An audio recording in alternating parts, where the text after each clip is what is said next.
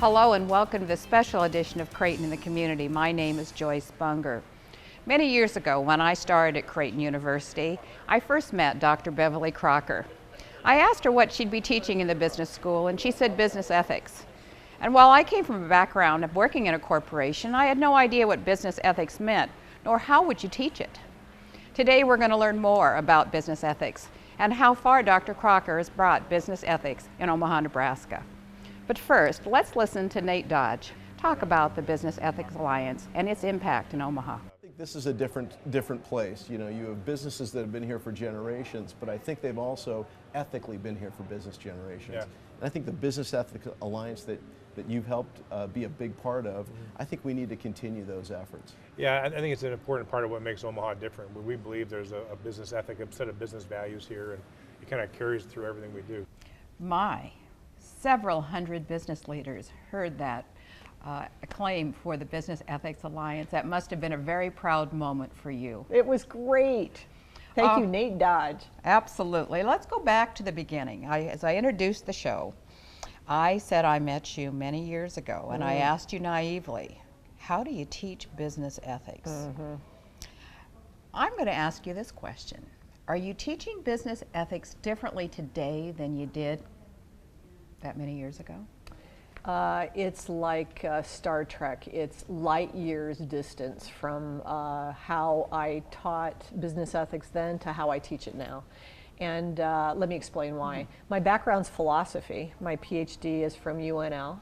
And so I came into the College of Business thinking that I wanted students to apply business problems to philosophical concepts. So I wanted them to get to the deep ontological, metaphysical, epistemological issues in business ethics. Yeah, see, are you impressed with those words? I'm going to have to look those up later. And so in striving to do that, I'm going to be honest, I basically bored my students to death. And I did get feedback from them. And the feedback I got was, I'm a business person. I need to know how to practice ethics in the workplace on a daily basis. And to be perfectly honest, knowing metaphysically whether a business is a person is irrelevant to me. That philosophical question doesn't matter. So as the years went on, I honed my skills, and I believe I developed better strategies for helping people really implement business ethics on a daily basis. And so I retooled. I used different textbooks, ones that were more practical. I got out into the business community and I talked with the business leaders about the real issues that they had, and I brought those back into the classroom for the students to grapple with. So I guess a way to look at it is, instead of applying business to philosophy, now what I do is I start with business and the issues that arise, and I show students tools that they can use in order to deal with those business problems. And then as they're dealing with those tools, they start having philosophical questions, and then you take them up to the philosophy at that point.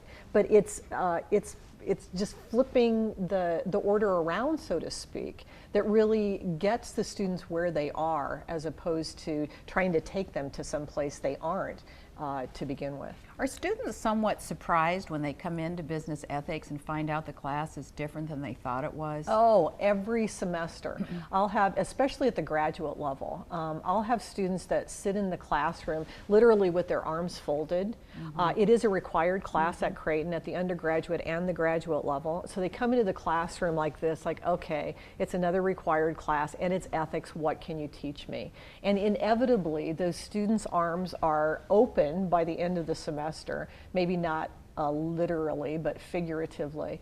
And they enjoy the class immensely because we are doing practical things, and we're helping them understand the range of ethical issues that arise in the workplace that perhaps they didn't have the antenna going before they came into class. They had an understanding that ethics was mattered, but it mattered, but they didn't see the range of issues that applied in the workplace.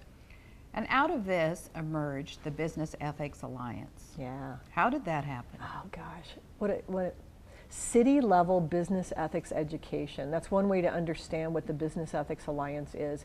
It's taking the kind of education we do in the classroom, and we're spilling it out past the master's level into the business world for practitioners to have that touch, to have those experiences around ethics. So that's what we're doing. Now, how did it happen?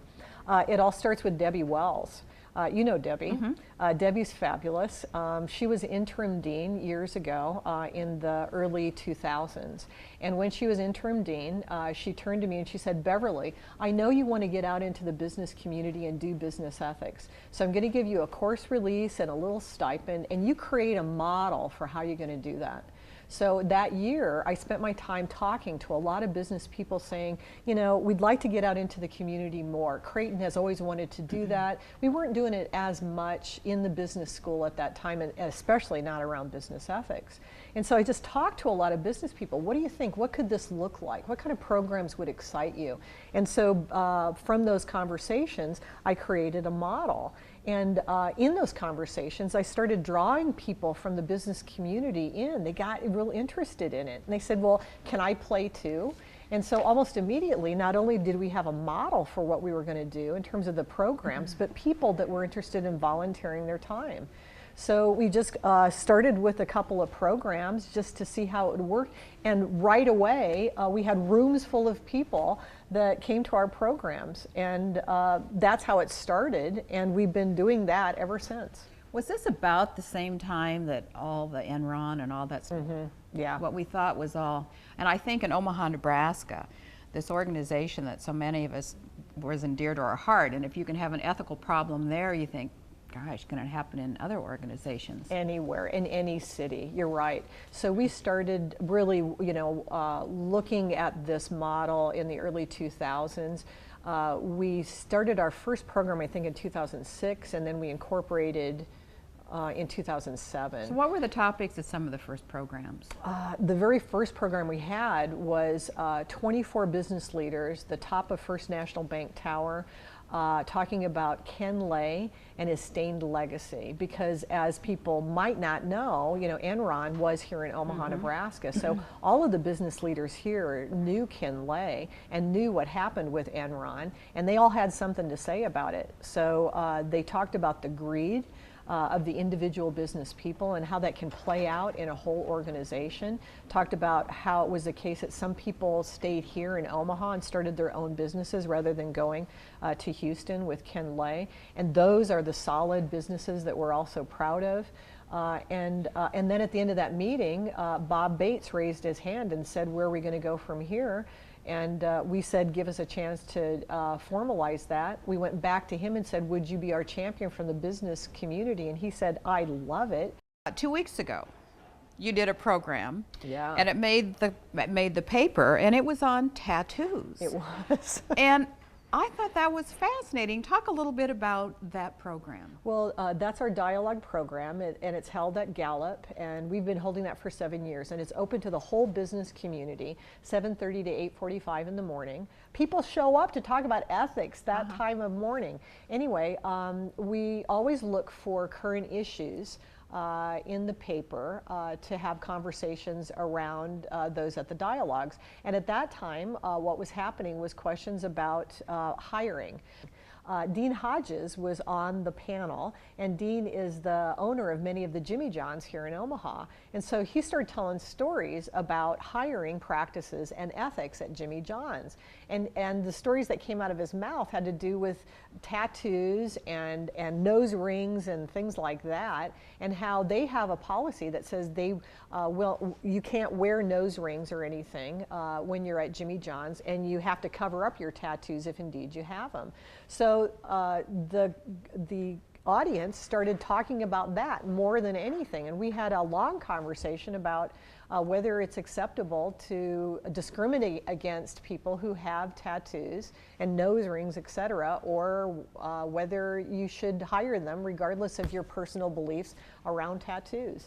So would you say something that could have emerged out of that meeting is organizations going back and having conversations about the code of ethics within their companies of do we allow or not allow tattoos and See, and good so one. forth? We look for outcomes and we try to measure those outcomes. So we have surveys that we do after every one of our programs, and we ask people, did you go back to your organization and did you talk about these issues? And inevitably the answer is yes. In that particular case, we want to know if people went back and looked at their hiring policies to see if there's anything in there about discrimination with regards to, tattoos, nose rings, sexual orientation, anything.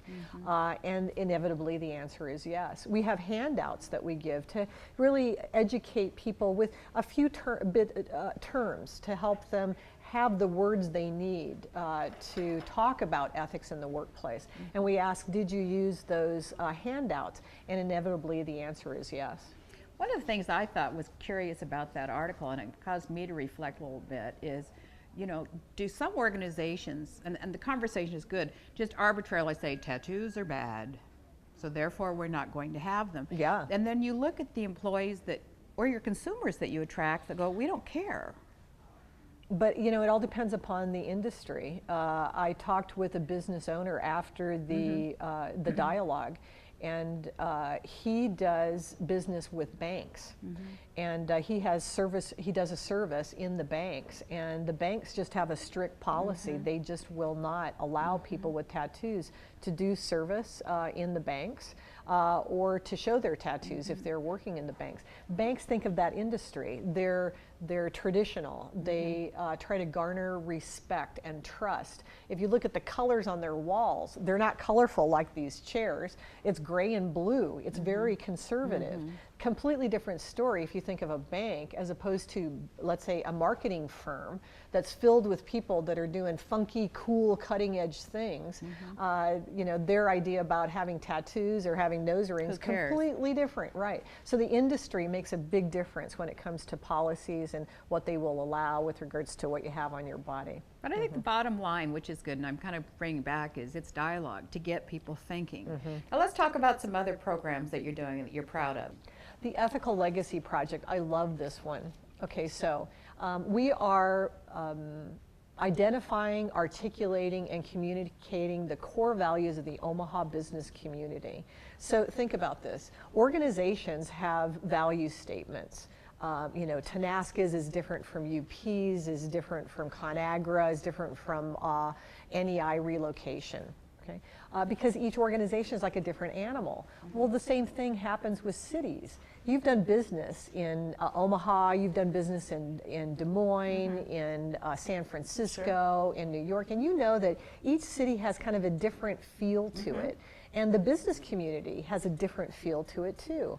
So we think that cities have core values that should be identified, articulated, and blasted out to their community to bring this kind of shared sense about what their business community is doing. Well, it would help economic development. Oh, the chambers are into this, because think about this. If you're a David Brown who is selling Omaha to a company who's considering headquartering in Omaha, you want to not only say that you have good taxes, low taxes, you have a really great employee base, but don't you also want to say that you're an ethical community, you have an ethical business community?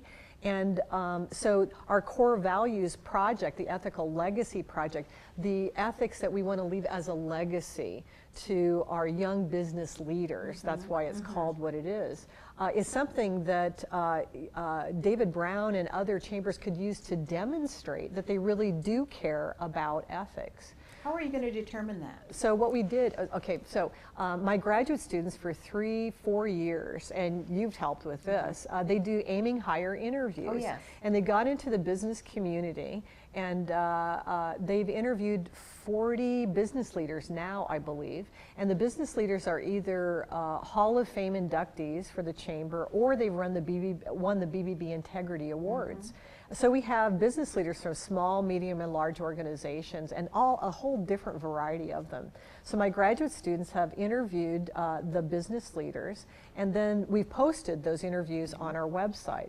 So a group of us from the Business Ethics Alliance went to those aiming higher interviews, and we analyzed them. We identified the values that were spoken about more often than not throughout all of those interviews. And we got the list, we got it to a shorter list, about 15 values.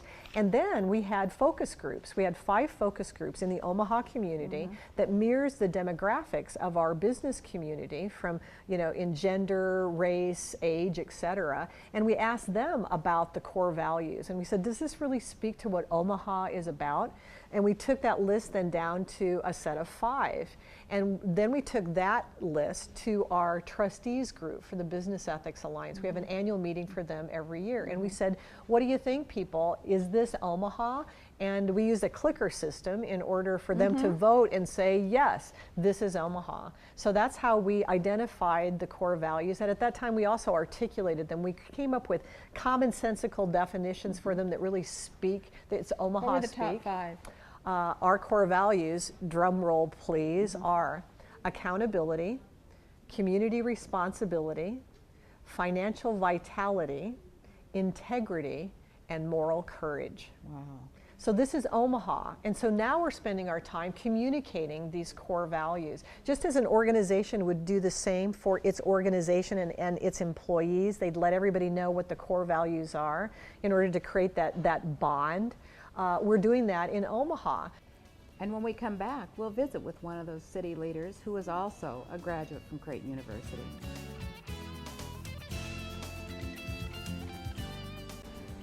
Dennis Wiederhold is an executive with the DLR Group here in Omaha. He's also a graduate of the College of Business Administration, and he has been involved with the Business Ethics Alliance since day one. Tell me about when you first learned about the Business Ethics Alliance. When the Ethics Alliance got started, I was asked if I would be interested in becoming treasurer of the organization. It was a new and conceptually invigorating topic for myself to come back to that. Ethics has always been very, very important to me in my business career, and it's part of the things that I learned at Creighton in undergrad and graduate school.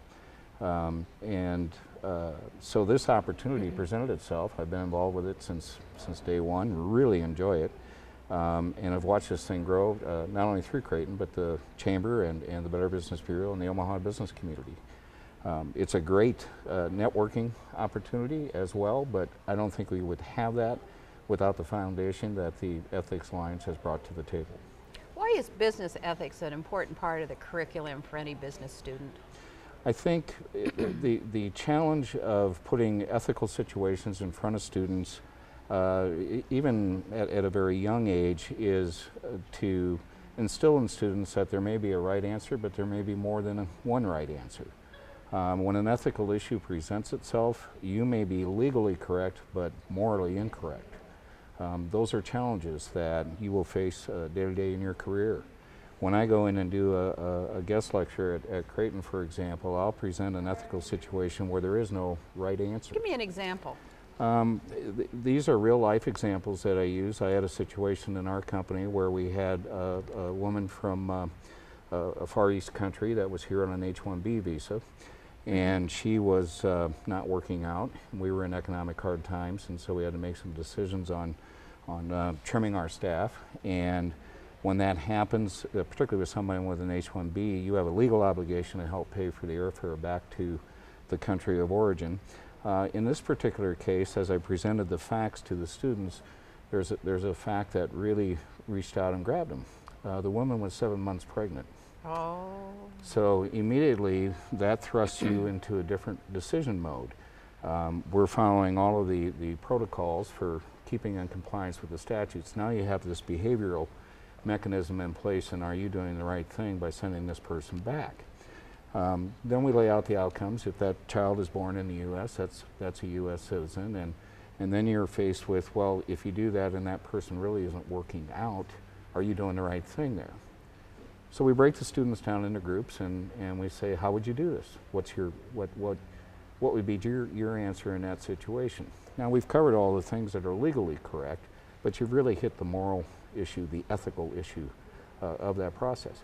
And just with that one example, what we try to convey to people is that every day in your business decisions that you're going to be faced with, you're going to run into these kinds of situations. It's not only the Enron scandals, the WorldComs and all of those kinds of things. It's the stuff that you have to go home with and sleep at night, and you better be at peace with yourself to be able to do that. That's where that, I think, really comes into play. And the younger you start that with kids, the better off they'll be as they go through in their business careers.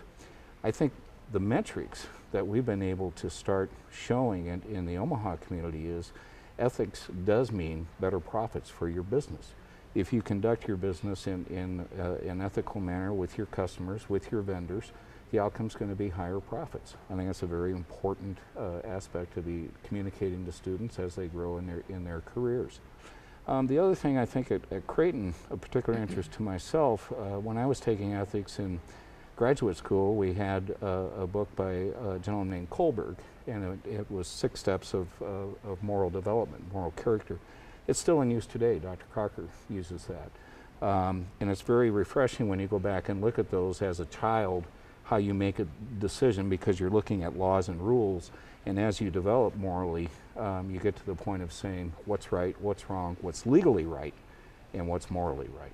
Can you recall the 6 steps? No, they happen at various ages.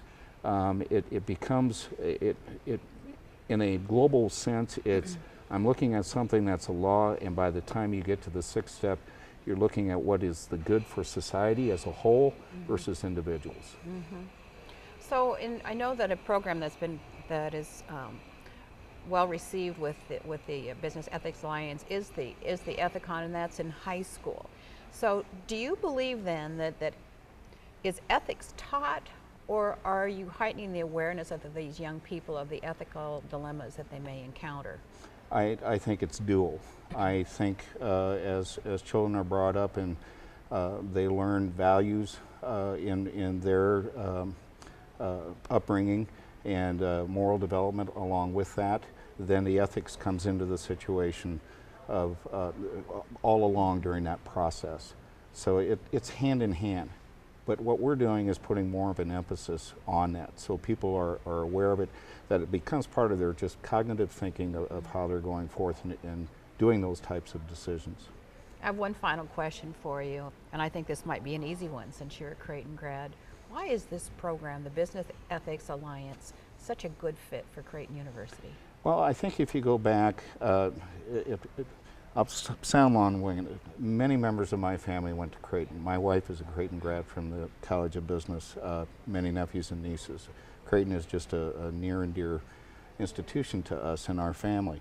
The Jesuit philosophy of learning, I think just this is a further step in that process. And the type of student that's getting turned out today, and even 30 years ago, is I think that ethical thought process, logic, philosophy, that just further enhances that, so that as you go into the business community, you're armed with that. Let me give you one last real world example. Years ago, I worked for Northern Petrochemical Company. It was a predecessor to one of Enron. And we had bought a company from Texaco. And I was negotiating the final true-up on some accounting issues and payable issues and bills back and forth that you settle up on. And the gentleman I was working with was out of Texaco in New York, and he came out to Omaha, and we weren't getting anywhere on our negotiation process. I was being typical bullheaded in my process, which I am. But at the same time, we finished the first day, and we said, let's go to dinner. So we went to dinner, and he was enjoying an Omaha prime rib, and I said, well, we really need to find some common ground so that we can get our issues resolved. And he finally looked at me and he said, where did you go to school? I said, Creighton University. He said, I should have known. And I said, well, where did you go to school? Santa Clara. He says, those Jesuits. And I said, I think we found our common ground. And it's those kinds of things as you go through life, and those are things that I communicate back to kids today. And again, that ethical behavior, it just becomes part of that process. And what would be those Jesuit values? Well, I think hard work pays off would be one of the fundamental ones. Treat everybody with dignity, be above board in what you do and how you go about doing it. And when you're faced with those difficult decisions, again, this was always something that just got drilled into myself. I have to go home and sleep with myself. If I can't sleep over an issue, I know I've gone down a wrong path.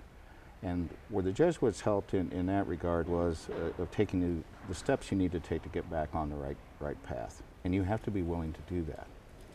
So those are things that have just hung in there over the years. Give me another example of what you talk about when you talk to Dr. Crocker's class. One of the things that I've actually wrote a little paper on it was, and I called the document the Theory of Walls. And I was chief operating officer at a plastics injection molding company with a tool and die operation. So the types of folks that you're working with in that environment are very blue collar. We have, for the most part, fairly good workers, but it was a challenge to get hourly people to do that kind of work, and a lot of it has since gone overseas. In this instance, the lesson I learned, and it was a good one, I had a second shift lead person, and I wanted to promote this individual to become a full supervisor. Hard-working gentleman. I also know he did some recreational drugs. And so I was visiting with him one time, and I said, you know, I'd really like to put you up for a promotion to take this higher paying job, and I could see you growing into a supervisory management role.